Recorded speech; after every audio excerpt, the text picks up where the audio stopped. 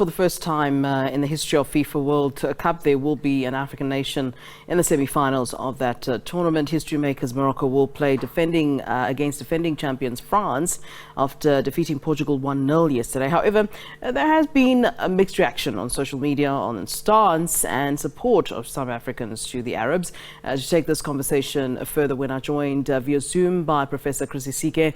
He's an African politics and international relations professor at the University of Pretoria. Prof, always a pleasure to have you on the show. Thank you for joining us.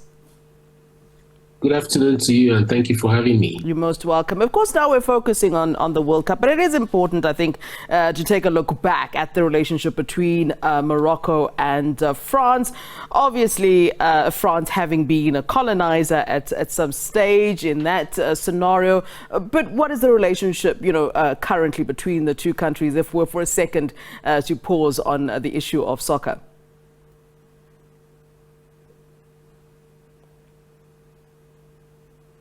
Well, yeah, you're right. France colonized Morocco, and but over time, they've had a generally good relationship. Recently, there was, I think, in July and August of this year, they had a fractious relationship around visa restrictions that were imposed on Morocco by the French government, and that eventually led to the leaving of a position by the French ambassador to Morocco. But that's been resolved, and generally, like I said, they have a very good relationship.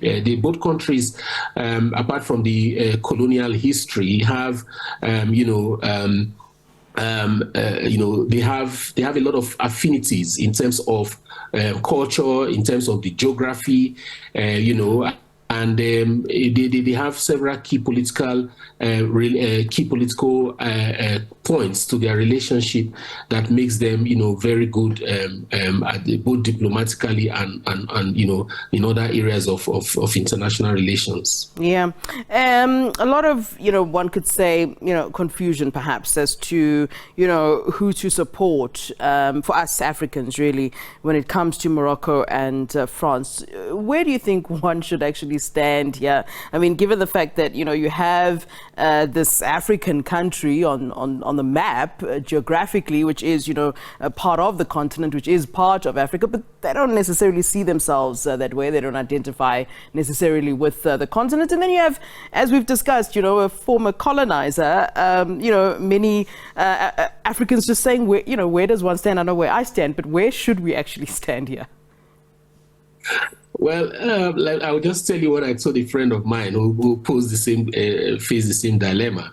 And I said, look, we can support them for practical reasons. The practical reason of the fact that if they went to the semi-final, which they just achieved yesterday, it makes the case for Africa to have, at least 2 additional slots in the next World Cup. We know that the next World Cup is built to have about 48 participants, and there's a proposal that is yet to be ratified by the FIFA Governing Council for Africa to have 4 additional slots. But this makes it even better. There is now a case for that ratification to happen in Africa's favor. But when you win and get to the semi-final, you get, apart from the permanent slots, you also get, additional slots for a playoff and, for qualifying for the semi-final. So that's a practical reason, irrespective of how you want to look at it. For the mere fact that they are playing under the African region, and that benefit comes to Africa, it is more than enough ground to support Morocco. Yeah. But let's talk about Morocco and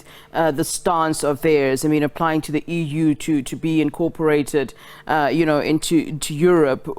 At which point did they, sort of consider themselves not part of us, not part of Africa, or not wanting to be?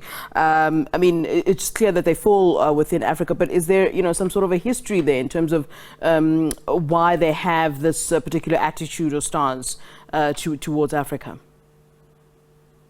Well, it's also a function of their proximity to Europe. So that's a factor. But again, that I think that has also contributed to their claim of exceptionalism in the continent. The North African countries, they give them, they refer to as the Maghreb countries. They have they have this claim of exceptionalism, probably on account of their affinity to the Arab world, and that's why you would have heard from one of the people you interviewed earlier talking about the fact that they said, one of them said, I think their captain Boufal was saying that they were dedicating their victories to the Arab world, which they thought they were representing. The FA also came out to confirm that until the coach, reiterated that they represented Africa and they were doing this for Africa in order to rally that support. So they have close affinities also with the Arab world and also historically tied to the religion. So that has contributed to these claims of exceptionalism, which in many ways does not connect to the objective reality and social history of their connections to the continent.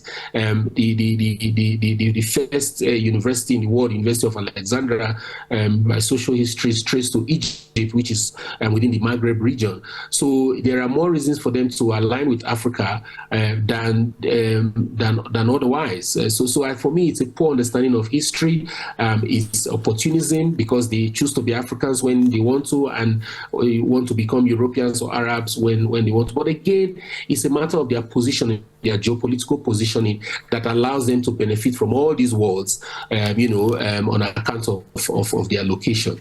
All right, Prof.